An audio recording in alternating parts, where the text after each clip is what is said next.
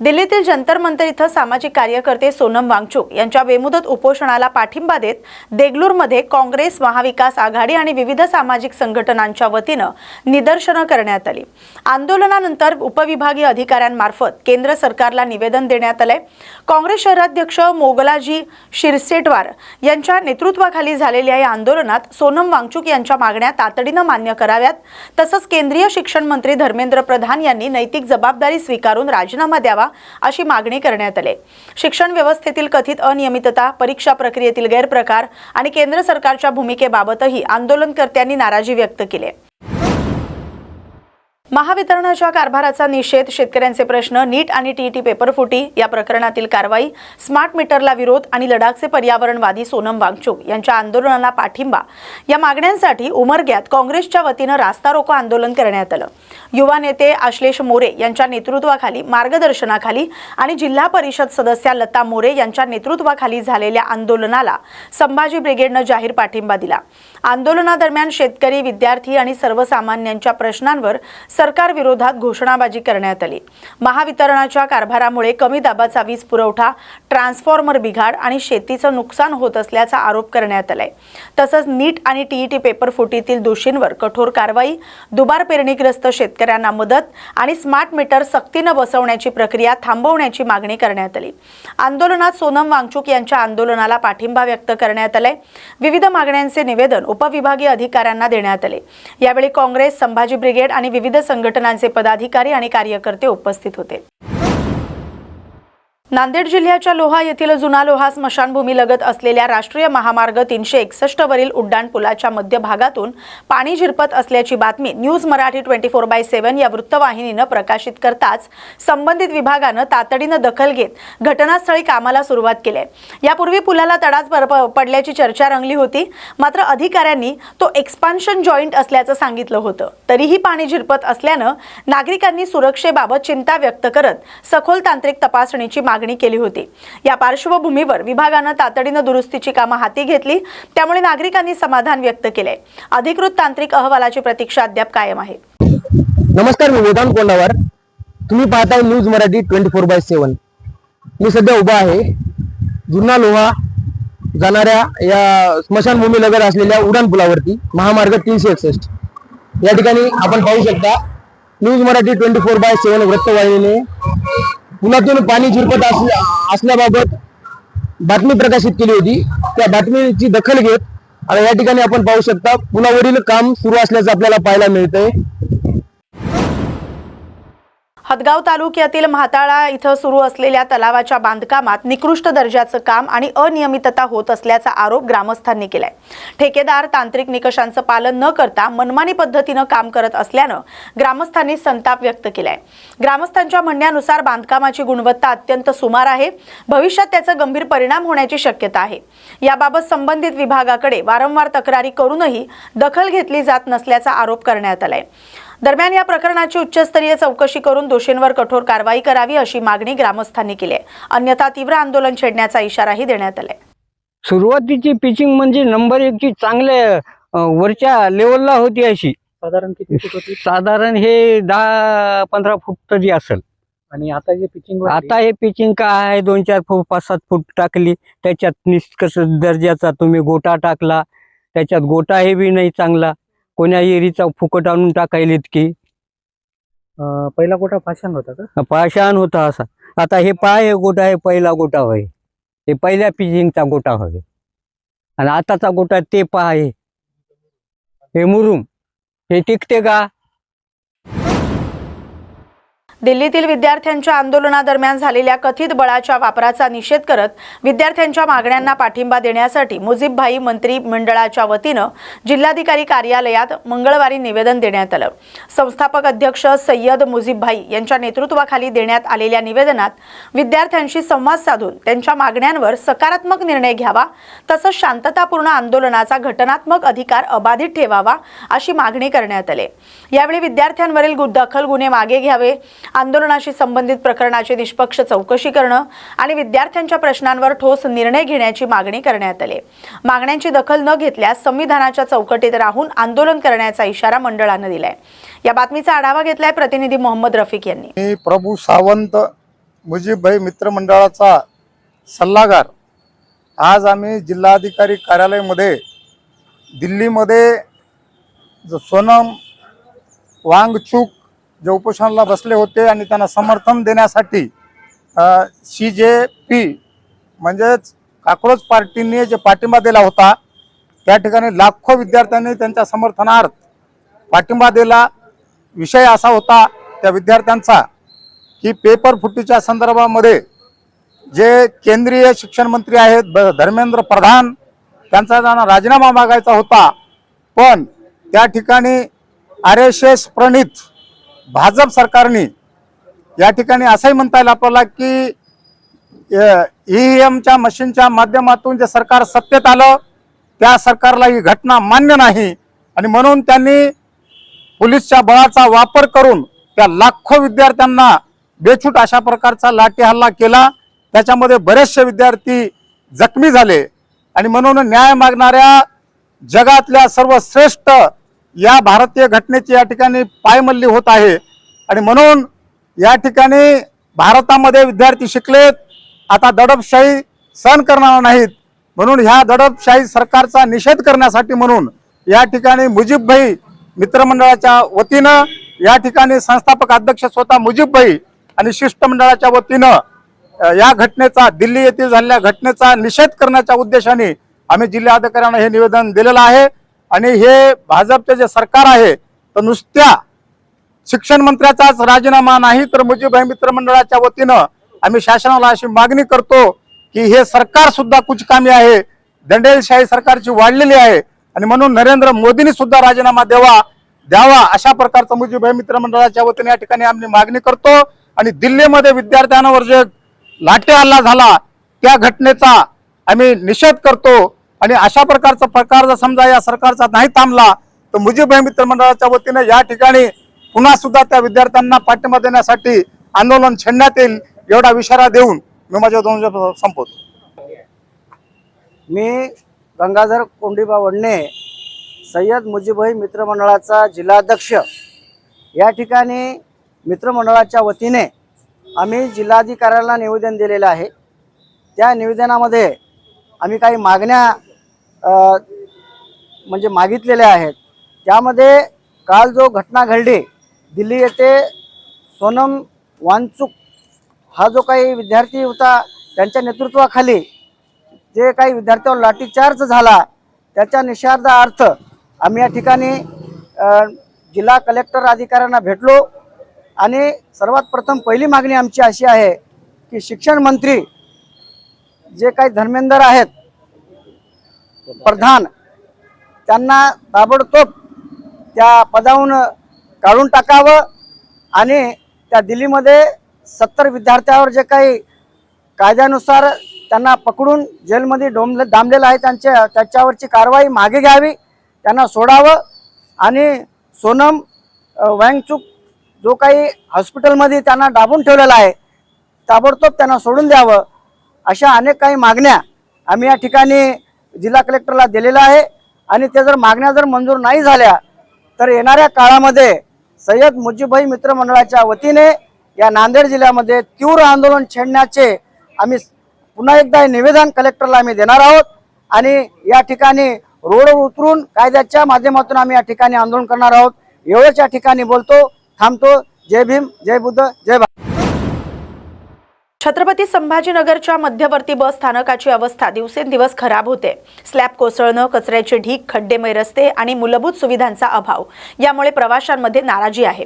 दररोज हजारो प्रवासी या बस स्थानकातून प्रवास करतात, मात्र अस्वच्छता आणि अपुऱ्या सुविधांमुळे प्रवाशांच्या सुरक्षिततेचा प्रश्न निर्माण झालाय।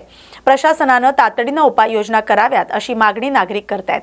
बस स्थानकाच्या दुरुस्ती आणि सुशोभीकरणासाठी निधी, कामाची सुरुवात आणि प्रवाशांना सुरक्षित सुविधा कधी मिळणार असा सवाल नागरिकांकडून उपस्थित केला जातोय। आज आपण आलेलो आहोत संभाजीनगरच्या बस स्टँडला। तर इथं आलेलो आहोत रस्त्याची दुरावस्था आणि गंगापूरसाठी जाणारे इतकी पब्लिक आहे की तिथं आता 2 तास झाले तरी पब्लिक थांबायला तयार नाहीये। तर जाणून घेऊया आपण इथल्या नागरिकाच्या प्रतिक्रिया। काय सांगणार सर? कुठं जायचंय? गंगापूरला का? येथील बस स्टँडची दुरवस्था बघता इथं कचऱ्याचे ढीग आणि स्लॅब पडलेला आहे. गंगापूर गाडीला किती हा? वासच किती होतोय? हा? काय म्हणतो? वासच किती होतोय बाथरूमचा? इथे गंगापूरला मुतारीचा वास. पाहिजे. इथं मुतारीचा वास येतोय. इथे पेशंट इथे गाडी लागतात ते म्हणे गंगापूर. हा. कसं पेशंट इथं उभं कसं राहायचं? पाऊस चालू आहे आता वरून इथं. वरून पाऊस चालू आहे. ते म्हणते इकडे हो तुम्हाला गाडी येईल. बस स्टँड सोडून इकडे पावसात उभं राहायचं का मी? हा? कधीच वेळ येत तुम्ही नाही. किती वर्षापासून येतात तरी पण अंदाज? 17 वर्ष औरंगाबाद राहतो 17 वर्ष विजयनगरला. हा. आता मी त्यांना कमीत कमी 10 ते 12 वर्ष पासून अपडाऊन करतो. अच्छा. तर मग तुम्हाला कसं जाणवलं की कधीपासून गाडी नाही? जाणवलं हीच परिस्थिती आहे पहिल्यापासून. मुतारीचा वास, बसायला जागा नाही, गाडी हा. वेळेवर नाही, आणि व्यवस्था काहीच नाही समजायचं. इथं बसायची व्यवस्थाच नाही पॅसेंजरची काही. पावावर गेला तर त्या अडचणी खिसे मारायची पंचायती, गडचे गर्दीमध्ये खिसे मारणारे साडतात. इथं तुम्ही राहिला कुठं? विजयनगर. आता विजयनगरहून मी गावी गेलो गंगापूरला, अच्छा. मुद्देश वाडगाव. गंगापूरला किती वेळाने थांबले आपण? 2 तास झाले येऊन. 2 तास झाले. जायचं कुठं तुम्हाला? काही तुम्हाला कंडक्टरनी येते माहिती अधिकारी आहे त्यांना काही विचारलं का किती वेळाने येणार गाडी, काय येणार आहे, काय विचारलं का? विचारलंच नाही. काही त्यांनी सांगितलं का तुम्हाला? नाही ना, त्यांना विचारलंच नाही ना हो. तुम्ही विचारलंच नाही. नाही, आम्ही नाही नुसतं विचारलं. उभंच राहिलो इथं. त्यांना विचारायला पाहिजे ना तुम्ही किती वेळाने गाडी येणार आहे, काय येणार आहे. तर मला काय वाटलं आता येईल बा म्हणून मी काही विचारलंच नाही काय.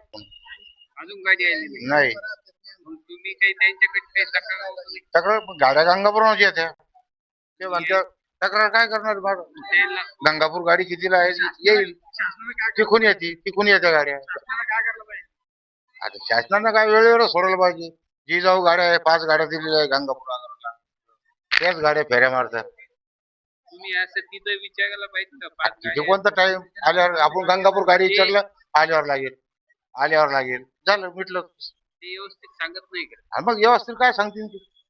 त्याच्या मागे दुसऱ्या गाड्या ह्या गाड्याची एंट्री करणं फलवणं. आपण मला गंगापूर गाडी आल्यावर लागेल म्हणजे ती गाडी गंगापूरहून येते वापस जाते. बस स्टँड वर काही स्वच्छता वगैरे? स्वच्छता वगैरे आता राहणारच आहे. यात्रा पिरियड आहे, थोडंफार होतच मागे खालीवर. बस स्टँडची दुरावस्था झाली त्याबद्दल काय सांगता? त्यावेळेस तर काय सांगणार आहे आपण? मोठमोठे आहेच ना ते कसं सांगणारे करणारे. त्याबाबत काय बोलणार तुम्ही? त्याबद्दल काय बोलणार आहे आता आपण? त्यांची एवढी दुरावस्था झाली. व्यवस्थापन म्हणजे त्यांचंच असतं, त्यांची जबाबदारी आहे ती व्यवस्था करणं, प्रवाशाची सोय करणं. आम्ही तुर्कावादून आलो, तुर्कावादला जायचं. किती वेळापासून थांबले तुम्ही? 1 घंटा झालं उभं राहायला इथं. तुर्काबादला का? हा, आपण गंगापूर गाडी धरायची आणि लिंबेजळगावला उतरायचं. अपंगासाठी काही व्यवस्था नाही काही इथं बसण्यासाठी? नाही, काय इथं कंटाळा बसायला? झोपा आहे केव्हा जे आम्ही बघतोय. हा ना, इथं काही नाही बसायला, काय इथं काही आहेच नाही. तुम्ही त्यांच्याकडे काही विचार नाही नाही, केले? त्यांना काय विचारता आपण असं आहेत नाही, कुठं जातं आपण आपल्याला माहिती आहे कुठं जायचं आणि काय करायचं.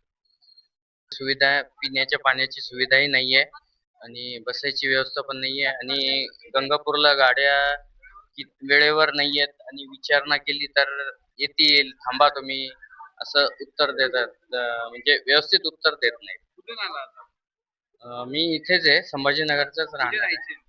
गंगापूरला जायचं होतं. केव्हापासून थांबता? 1 तास झाला तर बदला प्रवाशांना तकलीफ होईल स्लॅब पडला तर. काही प्रवासी दबतील त्या खाली, त्यामुळे किती स्लॅब दिवसापासून slab आहे? आता जुन्या काळात 100-150 वर्ष झाले स्लॅब बदलून घ्यायला पाहिजे कुठं ते. जायचं होतं? आम्हाला याला जायचं, वाळूजला जायचं. किती वेळ झाला इथं? पाऊण तास झाले थांबलो, गाडीत लागली त्यामुळे आता निघली गाडी. हिंगोली जिल्ह्यातील कळमनुरी तालुक्यातील बाभळी येथील वारकऱ्यांसाठी एसटी महामंडळानं विशेष बस सेवा उपलब्ध करून दिली आहे. आषाढी वारीच्या पार्श्वभूमीवर कळमनुरी आगार व्यवस्थापकांनी बाभळी ते पंढरपूर अशी थेट बस सोडली आहे. बाभळी हे वारकरी संप्रदायाचं गाव असल्यानं मोठ्या संख्येनं वारकरी वारीसाठी निघाले होते. या विशेष बसमधून जवळपास 55 वारकरी पंढरपूरकडे रवाना झालेत. वारकऱ्यांची गैरसोय टाळण्यासाठी एसटी महामंडळानं घेतलेल्या या निर्णयाचं ग्रामस्थ आणि वारकऱ्यांकडून स्वागत होतंय. नीट आणि इतर परीक्षांमधील कथित पेपरफुटी तसंच शिक्षण क्षेत्रातील गैरप्रकारांविरोधात विद्यार्थी कृती समिती आणि विविध विद्यार्थी संघटनांच्या वतीनं उपविभागीय अधिकारी कार्यालयासमोर निदर्शनं करण्यात आली.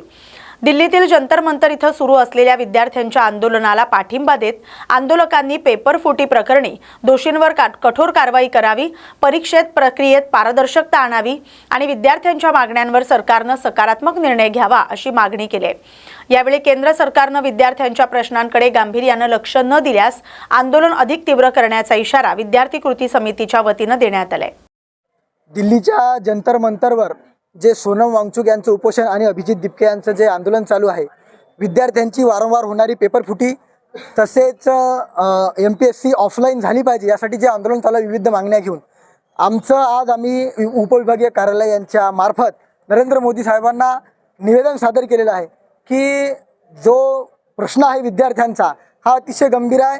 विद्यार्थ्यांच्या या देशामध्ये नीट पेपर फुटतो आणि 22 लाख विद्यार्थ्यांच्या आयुष्याचं नुकसान होतो, खेळ होतो। तर त्या विद्यार्थ्यांना कुठेतरी हा न्याय मिळाला पाहिजे।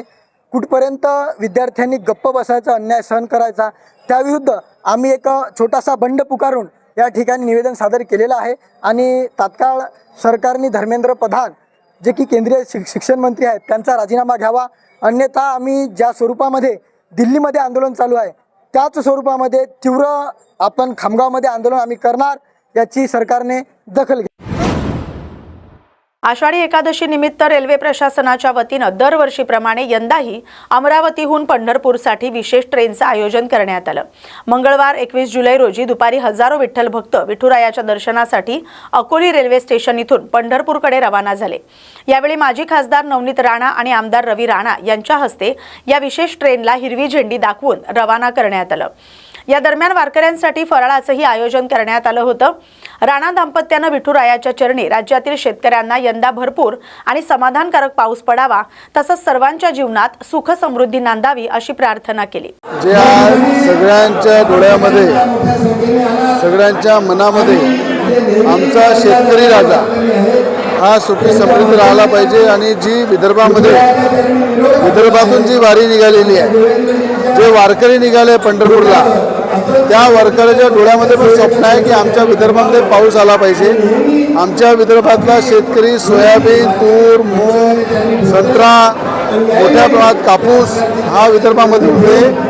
या पिकाला मोठ्या प्रमाणात चांगला भाव मिळाला पाहिजे, चांगलं उत्पन्न झालं पाहिजे शेतकऱ्याला आणि शेतकरी दिवसांदिवस जो खचत चाललेला आहे त्याला चांगला बळ मिळाला पाहिजे। हे पांडुरंगाच्या चरणी वारकऱ्यांच्या रूपामध्ये सगळे पंढरपूरला मागायला गेलेले आहे। आम्ही सुद्धा प्रार्थना करतो आमचा शेतकरी राजा राहिला पाहिजे आणि नेहमी आपला सगळ्यांना अन्नदाता आहे, त्या अन्नदात्याच्या माध्यमातून त्याला शक्ती मिळो हेच पांडुरंगाच्या चरणी मागणी करतो।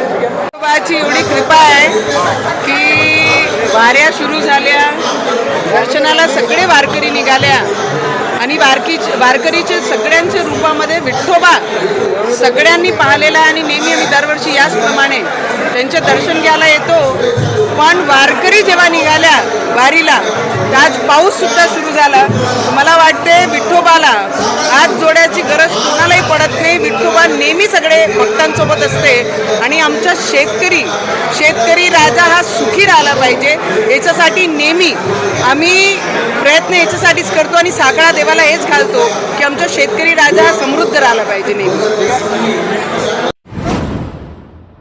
या बातमीसोबतच बातमी महाराष्ट्राची मध्ये वेळ झाली आता इथेच थांबण्याची। अशाच महत्त्वाच्या बातम्यांसाठी पाहत राहा न्यूज मराठी 24/7। नवा भारत नवा विचार।